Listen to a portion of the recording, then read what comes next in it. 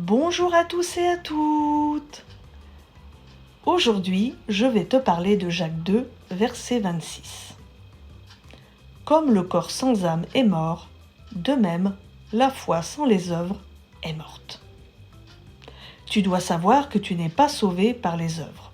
D'ailleurs, Éphésiens 2, verset 9 nous dit « Ce n'est point par les œuvres, afin que personne ne se glorifie. » Donc tu n'es pas sauvé par tes propres bonnes actions.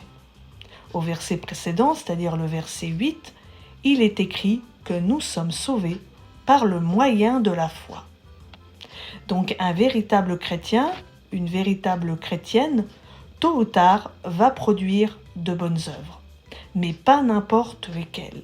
Car il est écrit en Éphésiens 2, verset 10, « Des œuvres bonnes que Dieu a préparées d'avance afin que nous les pratiquions. » Les bonnes œuvres sont le résultat du salut en Jésus-Christ.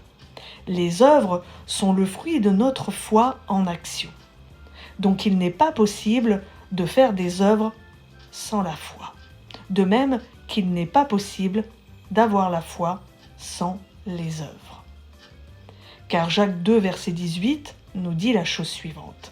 « Mais quelqu'un dira, « Toi, tu as la foi, et moi, j'ai les œuvres.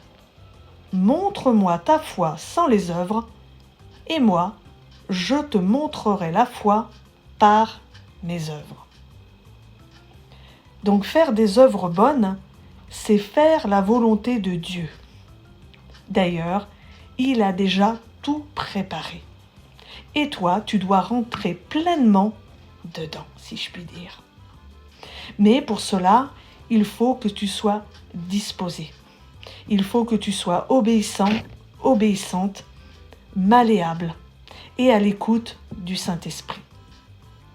Et pour finir, je te dirai, la vraie foi de quelqu'un qui est véritablement sauvé va se manifester par des actes.